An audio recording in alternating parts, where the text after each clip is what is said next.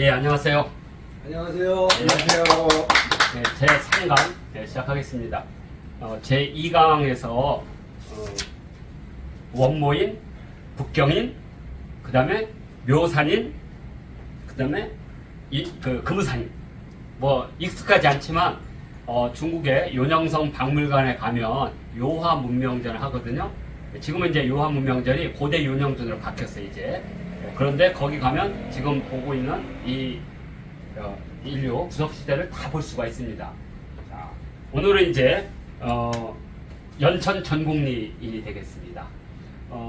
이 연천 전곡리에 주먹도끼가 발견된 것은 그 당시 그 고고학을 전공했던 미군 병사가 한국 여성과 데이트를 하고 있다가 이렇게 지표면에 있는 걸 보고 이건 인공적으로 가공한 돌이다 해서 이것을 서울대에다 보내게 돼요. 서울대 고고학의 김원용 박사가 이걸 보고 이건 주먹도끼다. 그래서 이걸 발굴하기 시작해서 이제 동아시아에서 최초로 주먹도끼가 나왔는데 사실 주먹도끼는 지금 많이 발견됐습니다. 이제는. 근데 왜 이때 이게 충격했냐면 당시 고고학이나 이것도 식민지 침략 역사관에 이용됐던 거예요. 이걸 오리엔탈리즘인데 뭐냐면 프랑스는 아실리안계라고 해서 이미 이 주먹도끼가 나왔는데 동아시아는 이것보다 좀 더 원시적인 가공 기술인 집게가 나왔더라고요. 집게만. 그래서 이게 동아시아는 집게 문화권, 그리고 이쪽은 주먹도끼 문화권. 그래서 서양인들이 우수하다.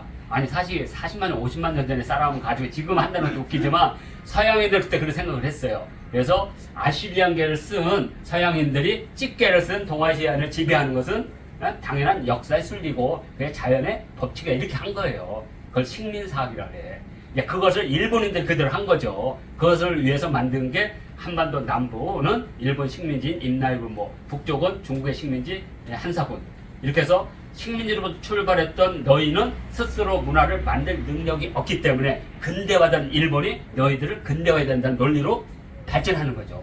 그런 오리엔탈리즘의 한 주제였는데 요 전국에서 딱 나왔는데 사실 이 돌과 이 돌의 재질은 달라요.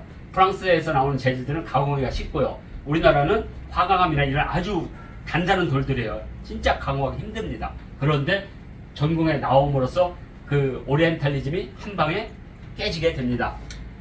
자, 그래서 이렇게 박물관에 가면 28년 전에 27만 년 전에 동아시아에서 처음으로 주먹도끼를 만들었고요. 국립중앙박물관에 들어가면 진짜 전국에서 나온 다양한 형태의 주먹도끼 정말 아름답습니다. 그래서 이런 주먹도끼가 나온 곳이니까 전국리는 무지 중요하다. 바로 이제 이런 곧선 사람들의 후손들이 한반도에 호모 사피엔스 현생 인류로 발전했다 이렇게 볼 수가 있습니다. 자, 이 전공인 다음으로 약 10만 년 전. 근데 사실 우리나라는 10만 년 전 인류 화석이 많이 발견이 안 됐습니다. 아마 그게 기후라 여러 가지 거주지의 문제인 것 같아요. 근데 약 10만 년 전에 평남 덕천인들이 이런 이제 동굴 생활을 하지 않고 이 사람들 평지 생활을 했어요. 연천 전곡리도 평지 생활입니다. 기후가 따뜻해서. 그래서 이 평남 덕천인들은 호모 에렉투스의 마지막 사람이거든요. 그러니까 전곡리에서 이어지는, 왜냐면 5만 년쯤 되면 이제 호모 사피엔스는 멸종되거든요. 자, 그래서 호모 사피엔스의 마지막인이 덕천인인데 이 사람들은 지금 평지, 개활지에 주거지를 만들었는데 그때 당시로서는 획기적인 주거시설이었던 거죠. 동굴은 내가 만든 게 아니잖아요. 여기는 내가 만든 거잖아요. 그래서 이 사람들은 최초의 호텔을 가진 사람들이다. 북한의 고고학이 그렇게 정한 거지 제가 정한 거 아닙니다. 그래서 우리가 10만 년 전에 호모 사피엔스 가운데 덕천인이 있었구나 이렇게 한번 이해도 해도 되고요. 이런 사람들이 이제 바로 같은 시대에 승리산인으로 약 한 6만 년 지났죠. 약 4만 년. 이 사람들은 이제 이 사피엔스를 가기에 마지막 사람. 그래서 이 얼굴을 보면 어떤 분의 얼굴이 떠오르세요? 탤런트 중에 이런 얼굴이 있는데 그분 아버지가 독고성입니다. 독고성에 네. 독고성 그분 아들. 그죠? 독고 형제. 많이 닮았죠. 그러니까 이런 유전자적이 있다라는 거예요. 북한에서 이걸 만들 때 이분을 보고 한 건 아니에요. 두개골 하다 보니까 우리나라에 이런 형태의 얼굴들이 있는 거예요. 물론 이제 이 얼굴이 진짜 얼굴이라 볼 수는 없지만 그러나 적어도 이 정도의 형상을 가지고 있는 거죠. 자, 그리고 여기에 이제 북한하고 우리나라 나오는데 요것은 구글에서 딴 거라 어쩔 수 없이 요게 있으니까 그건 오해하지 않기를 바랍니다.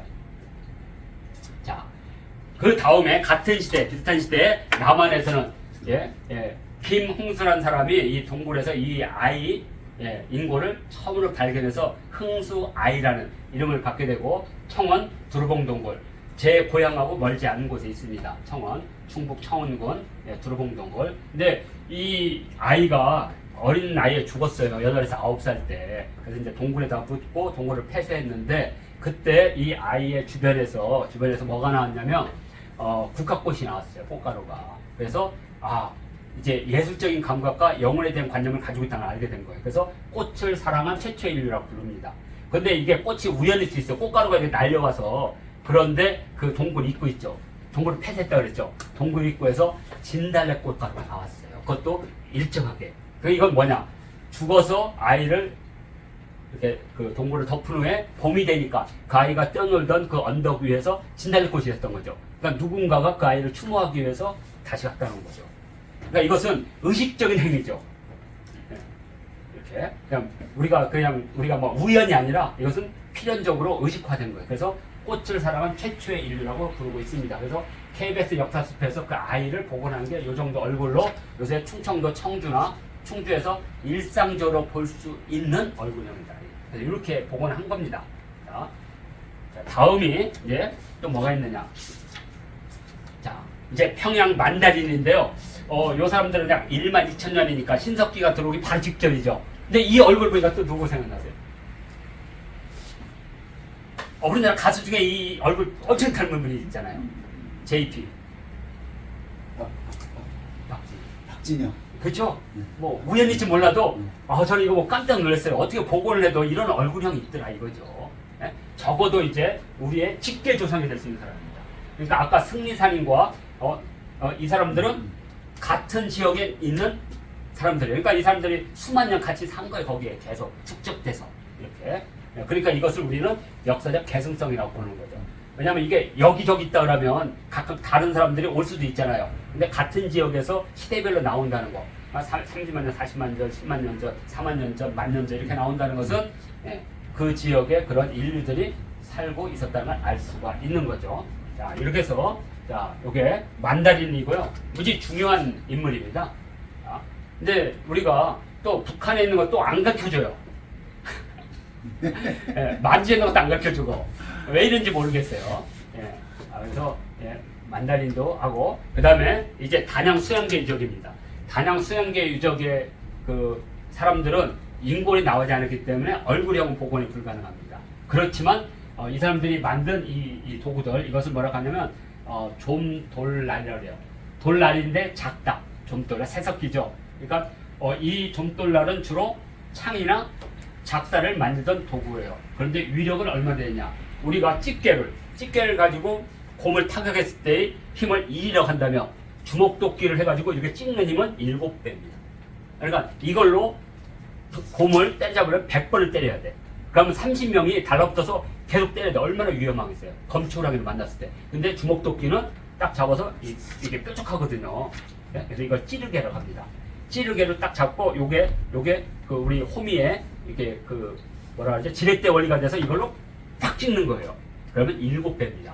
그런데 창은 더 도구가 작아지고 30m 던지는데 주먹도끼에 다시 7배.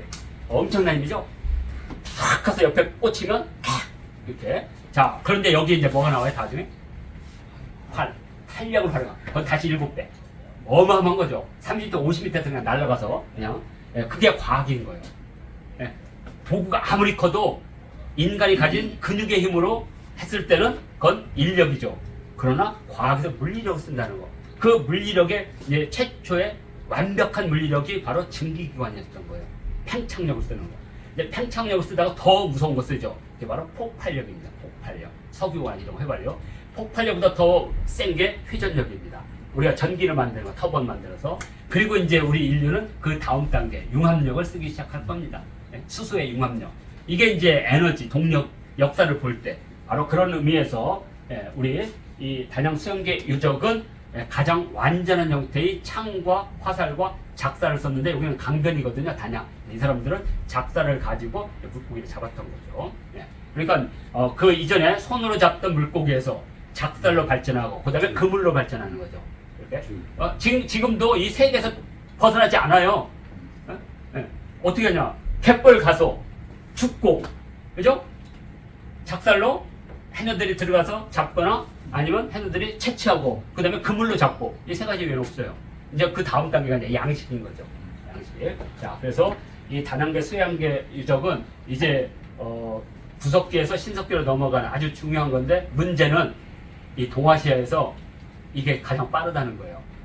그래서 이것을 좀돌날 문화라고 그래요. 그러니까 중석기와 신석기를 만든 그 징검다리에 해당되는 유적입니다. 물론 단양 수양계 유적보다 더 빠른 게 있으면 거기가 전파에 우리가 불을 나면 불이 나는 발화점 있잖아요. 이 신석시대 때 작은 좀돌날이 시작됐던 발화점이 바로 단양 수양계 유적이다. 이렇게 이해하시면 됩니다. 그래서 제가 지금 창을 이렇게 해서 이걸로 한번 그림을 표현한 겁니다. 자, 이렇게 하면 자 이제 그래서 제가 단양 수양계 유적을 구석기와 신석기의 징검다리다 해서 저의 책인 한국 통사에 요 장면이 있습니다. 직접 찍은 거니까요. 여기에 그 유적지들이 잘 보관되어 있고 보세요. 도구들이 아주 작아지죠. 이걸 갖다 격지라고 합니다. 이 격지를 갈아서 여기 보면 순대가 있죠. 순대. 여기 보면 이 순대에다가 꼽고 그리고 순대에다 꼽으면 반드시 뭐가 필요하냐면 줄이 필요합니다. 끈. 드디어 끈이 만나면서 인류는 또 한 번 발전합니다. 왜? 이 끈이 그물도 만들고 창도 만들고 그렇지만 탄력이라고 하는 활줄이 만들어지죠. 그러면서 인류는 총포 무기가 나오기 전까지 가장 강력한 무기, 원거리 투척 무기인 활. 그 활도 결국에 끈에서 나온 거예요. 그러니까 적어도 한 20만 년, 30만 년에 끈이 나왔다면 그 끈의 마지막이 1500년대 활입니다. 그리고 이제 총포 무기가 나오면서 활의 시대가 끝나고 기사들의 긴 창 들고 했던 그것들이 다 끝나죠. 이제 숙련이 끝난 거예요. 이제 누가 더 빠르게 습득을 하느냐. 그래서 평민들도 반나절만 공부하면 30년 기사를 한 방에 탁 떨어뜨리는 거. 이게 바로 민의 시대가 온 겁니다. 이렇게. 그래서 이것을 우리 문명사에서는 국민 개병제라고 해요. 이제 누구나 군인이 돼서 총기술만 가르쳐주면 30년 검을 쓴 사람을 한 방에 쓰러뜨리는. 그게 과학의 힘인 거죠. 물론 영화에서는 항상 칼 쓴 사람이 이기죠. 그러면 현실에서는 총 한 방이면 끝나는 거죠. 자, 이렇게 해서 이 단양 수양계 유적의 유물을 볼 수 있는 곳이 바로 이제 그런 형태의 무기를 볼 수 있는 게 바로 요 순배찌르개를 끈으로 해가지고 사람이 들고 있죠. 근데 이런 것들이 암각하게 많이 나타납니다. 이거 나타나는 거 뭐냐면 이걸 드는 순간 모든 짐승보다 키가 큰 인간이 탄생하게 돼요. 그리고 자연을 지배하고 동물을 두려워하지 않는 인간의 탄생 이렇게 봅니다. 이제 창을 가짐으로써 인간은 두려워하지 않습니다. 국립중앙박물관에 가면 이렇게 있습니다. 순배찌르개. 그래서 짐승보다 커진 몸짓, 그다음에 위력이 커진 작은 도구, 원거리 투척 무기, 그리고 후각이 발달한 짐승을 숨어서 이제 사냥할 수가 있어요. 3m 50도 숨어 있다가 몰면 돼 사람들 걸리. 그러면 언덕 위에 딱 숨어 있다가 동시에 30-40명이 던지는 거죠. 사냥법이 달라져요. 그래서 이러한 사냥법에서 뭐가 만들어지느냐? 바로 역할 분담을 만들기 위한 신호의 분절이 만들어진다는 거예요. 그래서 우리 구석기나 인류 역사에서는 바로 집단 사냥이 언어를 만드는 요인 중에 하나다 이렇게 보고 있습니다. 그래서 대량 사냥과 집단 사냥이 언어를 발생시킨 요소다. 그런 의미에서 창의 발달은 무지 중요하다. 왜? 그 전까지는 와 달려든다는 거야. 아무런 의미 없어. 그냥 짐승 있으면 주먹도끼나 들고 자 준비 와 하면 돼. 근데 이제 집단 사냥은 다르다는 거야. 역할 분담하는 거야. 창 들고 너는 쫓고 너는 뭐 하고. 이것이 바로 언어의 발달로 이어졌다고 하는 것이 인류학의 어떤 하나의 견해이니까요. 자, 이렇게 해서 제 3강 마치도록 하겠습니다.